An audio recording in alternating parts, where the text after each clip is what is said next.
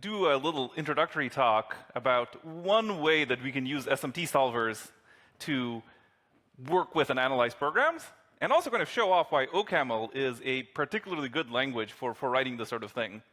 But first, as a kind of a bit of a background, right? SMT solvers are a specific sort of system for working with constraints. So you can set up a bunch of constraints and then solve them pretty efficiently.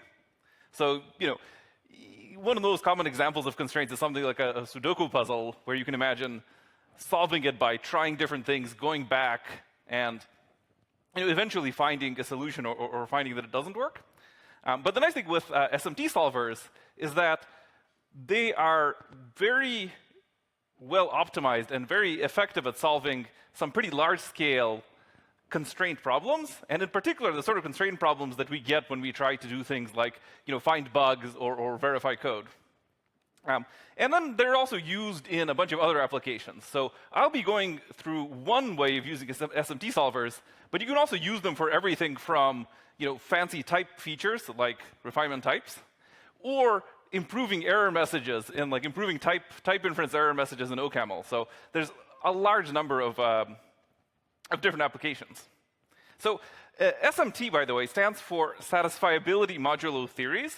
It's kind of a bit of an awkward name, but the idea is that we start with one of the sort of classic NP-complete problems, which is Boolean satisfaction, or SAT.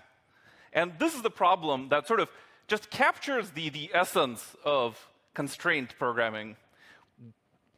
And the way it works is we have a bunch of Boolean variables. We can combine those variables with and with or and with logical negation. And the problem is actually just finding whether there is some set of assignments for each variable that makes the entire expression true. So can we satisfy all of the constraints? Now, the problem with this as a paradigm for expressing problems we care about is that trying to break everything down into a whole bunch of Boolean variables is difficult and loses some of the structure of whatever it is we're working with. So we've extended this idea of Boolean satisfaction with other types of variables. And these other types, like numbers, are the theories in satisfiability modulo theories. So we've basically taken this core problem of Boolean satisfiability and extended it with a bunch of things like integers, or some kind of real arithmetic, or bit vectors, or floating point numbers, or so some other large, relatively large set of capabilities. So one question is well, why do we care about this at all, right? And the thing that it turns out is that constraint programming in general, and the kinds of constraints you can express with SMT solvers, it's actually a very expressive paradigm. So we can encode a lot of the things we care about in SMT, and at the same time, these solvers are fast enough that we can actually solve some non-trivial problems, and it's useful for us to take problems that might be hard to write a custom algorithm for, express them in a solver, and get solutions. And this is kind of surprising, because as I mentioned, SAT is one of the classic NP-complete problems. And it sounds a bit crazy to say that, hey, we have this real-world problem. We don't even know if it's NP. But in order to solve it efficiently, we're going to encode it in this NP-complete problem, which we know to be difficult. And the reason that SAT solvers and SMT solvers work in practice is that the real-world problems we have substantially more structure than just some arbitrary random set of Boolean variables. And there's this really cool project called SatGraph, which actually can visualize the structure of problems. And they have this wonderful illustration in their paper, which compares an actual real-world industrial problem to a problem that is completely randomly generated. And you can see that when we generate variables and constraints for problems that we encounter in reality, there's just, from the picture, way more structure. And this structure lets us handle large numbers of variables and constraints, right, that are much larger than you'd expect from the fundamentally exponential nature of an NP-complete problem. So that gives us kind of a background. And the thing is, SMT solvers can be used in a lot of ways, but I'm just going to go through one application for analyzing programs. And in particular, I'm going to be talking about something that we call, like bounded model checking or bounded verification. And the basic idea is that we can take a program in some kind of language and compile that program to an SMT formula that represents the way the program actually runs. So you can imagine it's a symbolic trace of the program.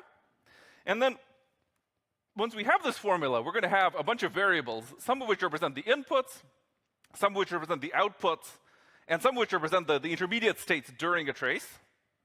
And the idea is that by taking this formula, we can solve different problems about the program. So for example, if we fix the inputs and we just use the solver to solve for the intermediate states and the outputs, we get an interpreter for our language. Of course, it's going to be much slower than like a dedicated interpreter you'd write by hand, but it kind of shows you how the formula captures the semantics of your program. But the cool thing with logic formulas is that there's no inherent directionality in the formula, and so we can also do things like fix the output variables and then solve for the inputs and the intermediate states. And this lets us kind of run our program backwards. It lets us say, hey, for this output, can you find me some inputs that actually result in this final state? And that's something that we can do with constraints and constraint programming that we can't really do just by writing a straightforward interpreter in a kind of normal programming language. And then we can also do other things, like if you have some property that we care about, we can add additional assertions to the intermediate states and check that some invariant holds throughout the whole program. So if you have some kind of requirement in our code that some variable is never negative or some array index is always within some range, we can just add assertions to all of these intermediate variables and solve for those. And then finally, for the verification side of things, we can actually take a program and a specification, or just two versions of a program, and we can solve for finding some input where the outputs are different. And if we can find an input, this means that the program does not satisfy the specification, and we find a counterexample. But if we can't find an input that makes them differ, then we can be confident that the program and the specification are actually consistent with each other. So this is all kind of abstract. So I'm going to go through a little example using this tiny little language called IMP, which is actually a language that, it's kind of like a very minimal imperative language that's actually used in like textbooks teaching things like operational semantics. And what we're going to do is we're going to encode, we're going to write a little formula compiler that takes programs in this little imperative language and then converts them to SMT formulas. And so the way the language works, it's kind of what you'd expect. You have expressions, and to make things simpler, expressions have no side effects. And then you have statements. So you can like set variables, you can have while loops, you can if statements. And then just to make things simpler, the variables are always just integers. And one really nice thing with OCaml is that we have these algebraic data types that are pretty much perfect for representing expressions in some programming language. And so we'll see that, for example, we can actually specify like the grammar of, let's say, arithmetic expressions or Boolean expressions in our little language as algebraic data types. And then same thing, like the commands that we want to be able to support are just algebraic data types. So if you kind of squint, you can see this as being sort of very similar to the notation you'd use to write down the grammar for the language. But instead of writing it down in the grammar, we've written down an algebraic data type that represents expressions.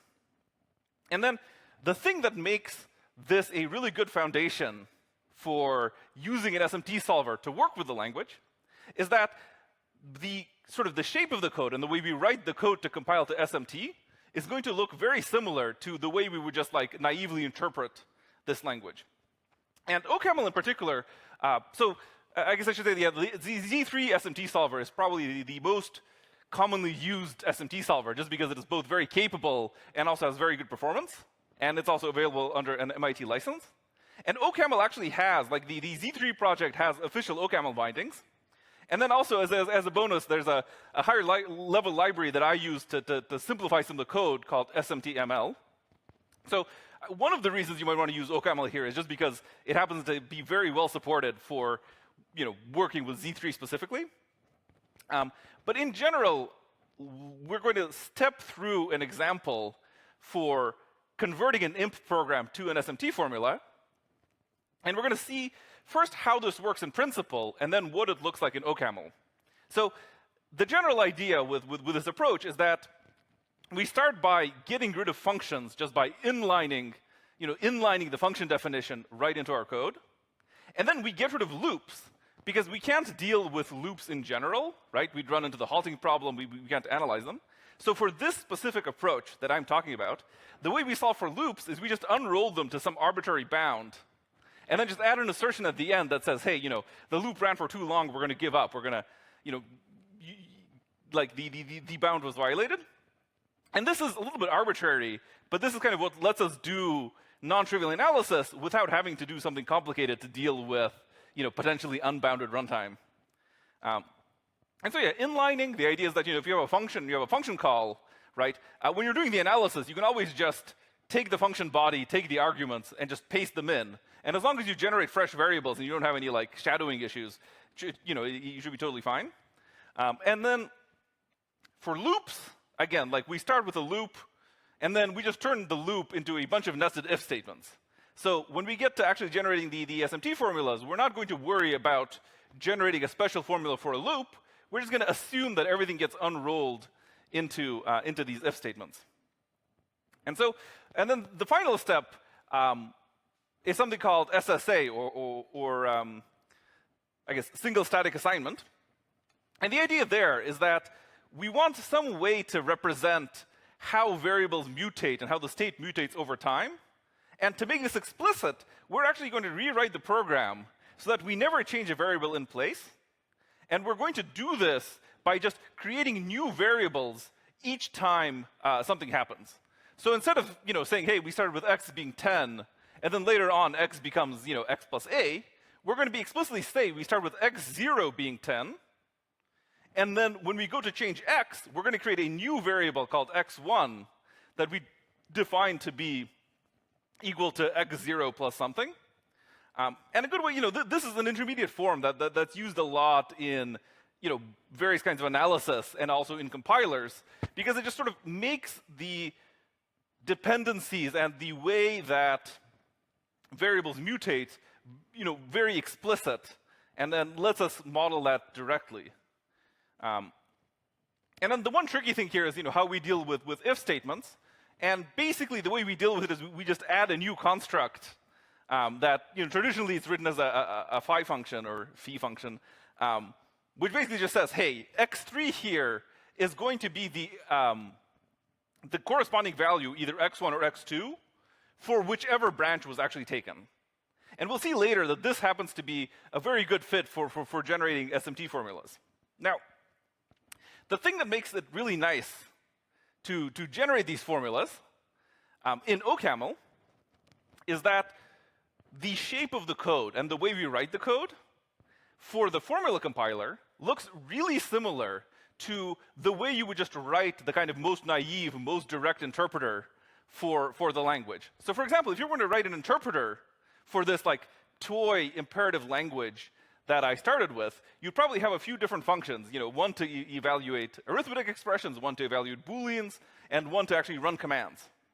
And then what we're going to do is we're also going to write another version that mostly looks very similar, but instead of, for example, evaluating an arithmetic expression and creating and calculating an int, we're going to evaluate an arithmetic expression and create a Z3 expression, so like a fragment of a formula that kind of represents the expression symbolically. And then finally, when we do the commands, what we're going to be doing, in the interpreter version, the command would just take the scope, then run the code, do the side effects, and give you the new scope. And then when we're doing this in Z3, what we're going to do is, on the one hand, still continue updating the scope, because each time we do a statement, we're going to generate fresh variables and kind of update the indices in order to do this single static assignment. But also, kind of behind the scenes, we're going to be emitting constraints to the SMT solver. So we take this extra z3.t argument, and we're going to use that to generate a whole bunch of constraints that then represent, in formal logic, the kind of semantics of the code that we're modeling. And so now let's just go through a few examples for what this looks like. So let's start by doing something simple. Like we want to compile the expression 5 plus x into this SMT formula, which is something like a bit vector addition of a 32-bit bit vector that represents 5 and a 32-bit variable that represents x0. And so if we were just writing the naive interpreter, it would look like the code on top, which is to say we would pattern match on the various possible constructors that represent different productions in the arithmetic expression grammar. So we have to have a way to handle a variable, a literal number, addition, etc. And in an interpreter, like when we have a variable, we just look it up. When we have a literal, we just return the number. And then when we do something more complicated, we do it recursively. So we evaluate the sub-expressions and then add them together. And when we want to generate a Z3 formula, it's actually really similar, right? If you have a variable, we just look it up. If you have a literal, we just need to wrap it into the right kind of literal in Z3. And when we do an operation, we do the same kind of recursion. And the only real difference is instead of doing addition by adding resulting ints, we do addition by emitting a Z3 expression that says, oh, I'm a binary operator on 32-bit bit vectors that does addition. So it's a bit more verbose. But conceptually, the top and the bottom code are basically exactly the same, except when we run the bottom code, instead of actually running the arithmetic and doing math, we run the arithmetic and generate a kind of symbolic trace of what we would have done. And the rest of the expressions, the arithmetic and the Boolean expressions, all kind of look exactly like this. But what's a little more interesting is to see how we're going to encode commands. So how do we actually model the execution over time of our simple little imperative language? And so in both cases, we're going to start by defining this eval CMD function. And the skip constructor, which just represents like an empty if branch or something, is handled the same way. We just don't do anything. But let's take a look at what it looks like when we want to do something like update a variable. So when we have the expression x equals 5 plus x, we actually want to turn that into an assertion. So like a logical assertion that says the variable x1 is equal to the expression of adding 32 to the variable x0.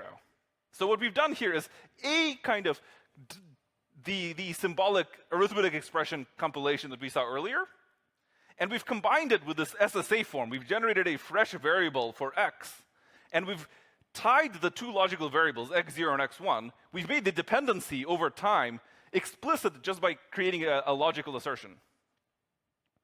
And so in code, if you kind of squint, the bottom version for Z3, it's a lot more verbose.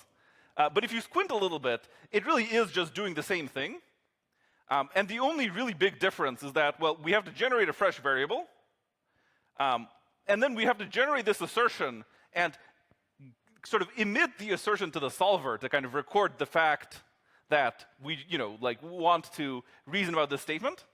And then after that, the actual code looks very similar. And then, another example is if you have this sequencing, like you have one statement followed by another statement, then the code ends up looking exactly the same whether you have the Z3 compiler or the interpreter, which is we just compile the first statement, then take the resulting scope and compile the second statement. And then the place where things start looking very different is when we have to deal with control flow and with if statements. So as I mentioned earlier, with these with SSA, we have to have a special construct for saying, hey, the value of this x3 or something is going to depend on which branch you took. Because when you're writing an interpreter and you have an if, you do the branching by actually branching at runtime. So your if just becomes OCaml's if. But when we're doing something symbolic, we don't actually have a specific value for the condition, right? We want to have a formula that represents what the program does, regardless of whether x is less than 5 or greater than 5. And so to do that, we have to have some way of telling Z3 that it needs to do some kind of if-then-else relation in logic. And as it happens, Z3 actually has something that works just like these phi functions in SSA, which it calls ITE, or if-then-else. And essentially what we do is when we want to compile an if to our formula, we just compile the condition, we compile the two branches, and then we create a node in the logic formula, a sort of assertion that says if, when, or maybe think about it as saying when the condition is true, then we evaluate the first the left-hand side, and when the condition is false, we evaluate the right-hand side. And so again, what we've done in some sense is just taken the kind of logical connection between sort of the two sides of the if statement and the condition, and we just explicitly told the solver about the kind of the dependency from the logical condition to the two branches of the if statement. And then, as I mentioned for loops, I didn't include the OCaml code for this, but the key thing with loops is that because we don't have a way to handle them in general, we're just going to turn them into a bunch of if statements. And then when we have these statements, they get compiled exactly the same way as we saw earlier. And so that was a bit of a lightning tour. But the key thing to realize here is that just by writing a bunch of code that doesn't look that different from an interpreter, we now have a way to take our program in our language and get a logic formula that represents the trace of that program, from the beginning until the output. And so, given this formula, right, what can we do with it? Well, as I was saying, one thing we can always do is we can just fix the inputs, solve for the outputs, which is equivalent to running it forwards. But also, we can fix the outputs, solve for the inputs, run it backwards. If we want to do something like check for invariance, we can actually, as we're generating these formulas, add additional assertions that check for some condition, right? Like if we wanted to say something like, hey, while something is happening in the loop x has to be greater than 0, we can just add some extra code that just generates assertions for each step. It says, x1 is greater than 0, x2 is greater than 0, and so on. And then we just search for, are there any inputs where this isn't true? And if we can find a counterexample, it means the condition was violated. And if we can't, then the condition was successful.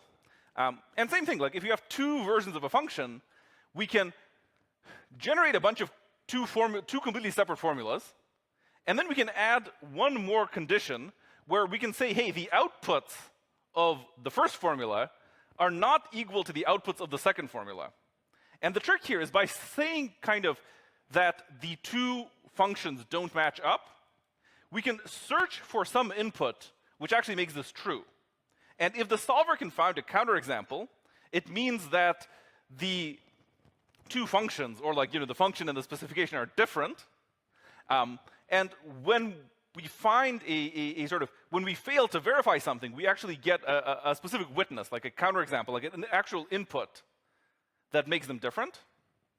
And again, if the solver runs for a while and says, there's no way to satisfy this formula, there's no input x such that y of f and y of g are different, then we've actually verified this, again, given the limitations of doing this sort of bounded unrolling.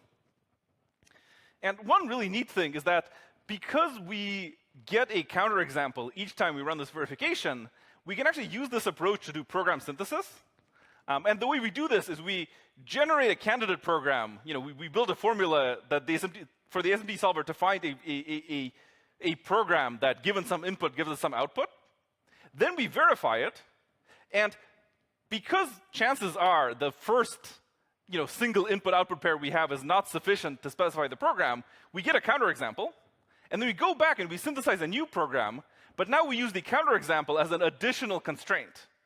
And by doing this loop a few times, we can actually synthesize kind of non-trivial logic because, in some sense, each counterexample represents an edge case that we hadn't covered.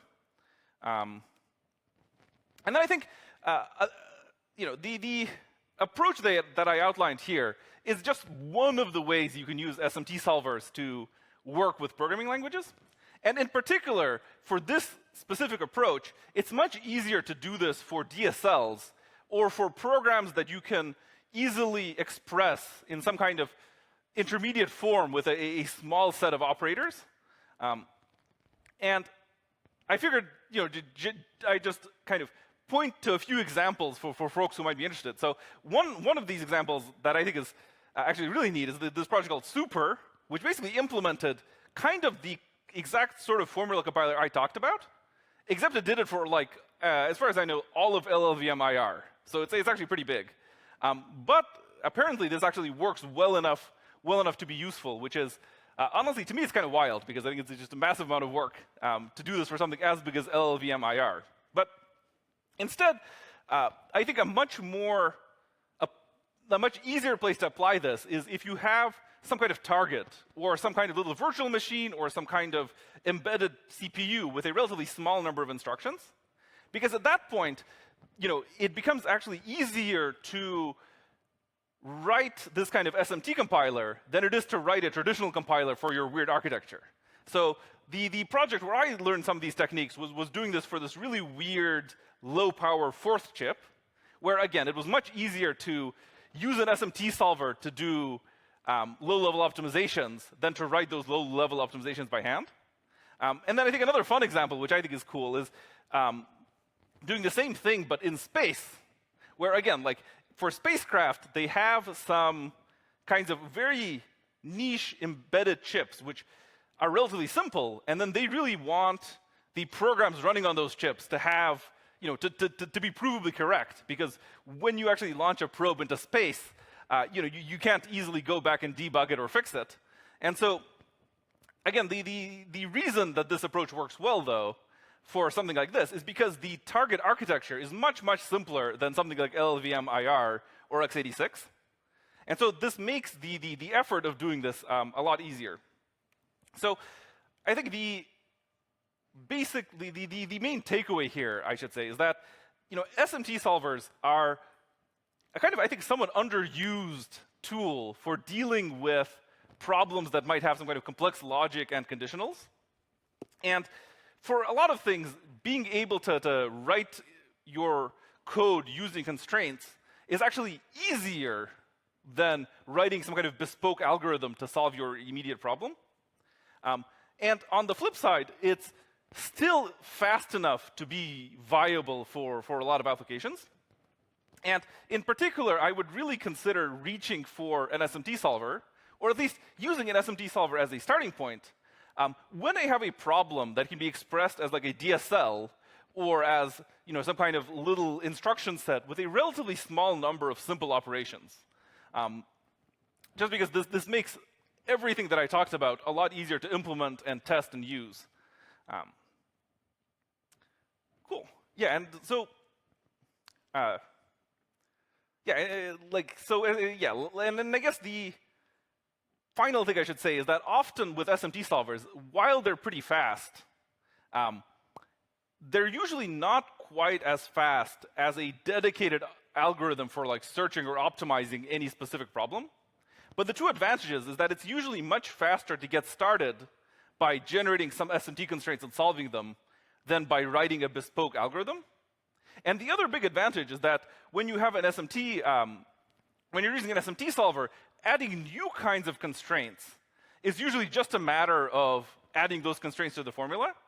And there's always the risk that your new kinds of constraints will make the solver take too long to be practical.